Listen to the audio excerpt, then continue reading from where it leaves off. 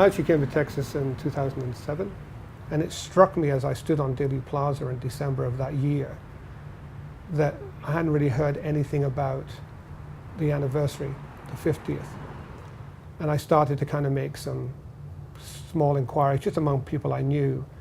Two things struck me. One is the younger generation didn't know anything, and the older generation talked about it in short sentences.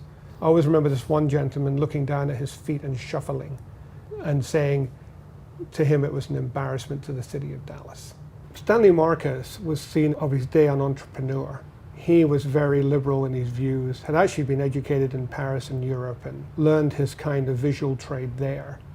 He had written an advertisement that launched nationally, and from that I believe he produced the Unspoken speech as a commemorative memory of JFK. A tribute, really, to the president. This particular piece at the time would not have been easy to produce due to its size. The type was hand set. So there's a lot of craft and love and care just to produce it.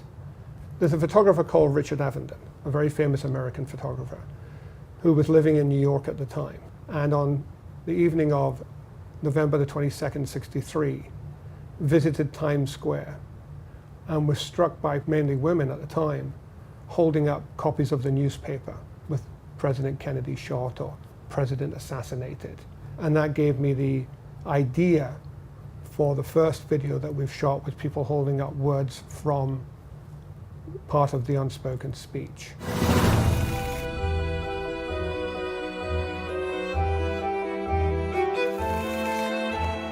Peter basically took the idea of how does the city pay tribute to the president in a unique manner.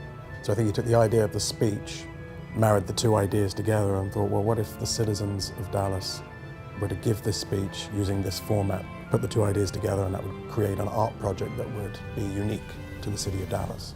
The first one that we did with Peter's original concept, purely because the line opened, above all, words alone are not enough, which seemed fitting for it to be words on screen. What you're seeing is only one of 7 parts. We want them to be very different. We want them to be delivered using as many different types of media as possible. We're doing a civil rights one. It's going to be delivered by a gentleman called Clarence Brodnax, who was a civil rights leading light in Dallas at the time. He's probably most well known for the 28 Days event at Piccadilly Cafeteria, where himself and several other African Americans frequented the cafe and persisted in sitting in the white-only section, and he was arrested and sent downtown and came out the following day and went straight back to the cafe and did the same thing again. And there's a famous picture that was taken by the Dallas Police Department. And he's holding a piece of cardboard, and on one part of it is a black and white picture of Kennedy. And on the other side it says, "Did Kennedy die in vain?" When we saw that picture, we were very moved to kind of see that, and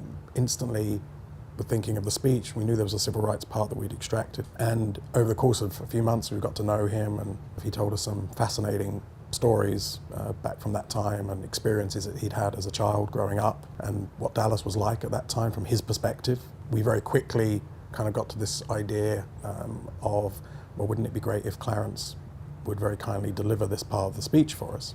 We reached out to a local director here called Dennis Murphy, who has agreed to direct it for us. The three of us sat down and were talking about how do we frame this visually and conceptually. And so it's set in a 1960s bus, and it will start with Clarence at the back end of the bus. And the part of the speech opens with "Only in America, which practices what it preaches about equal rights and social justice." So he'll start at the back, the next shot it sort of stop motions up to him being a quarter of the way up to the bus. So if you're looking down the bus, maybe to the right, delivers the next line.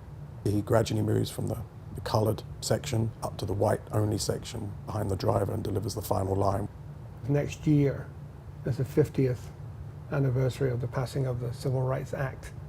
We are hoping that if we don't use both for our purpose, we would offer up to the people organizing that anniversary 1 or 2 of the films. Recently in the Supreme Court there's been what some people perceive challenges to the act.